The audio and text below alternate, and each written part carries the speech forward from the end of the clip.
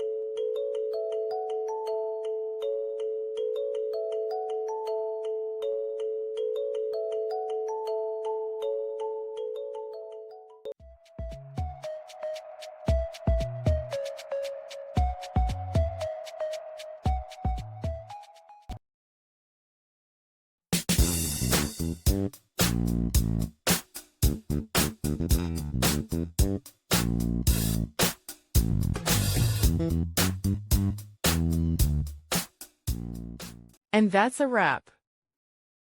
I hope you found the answer you were looking for.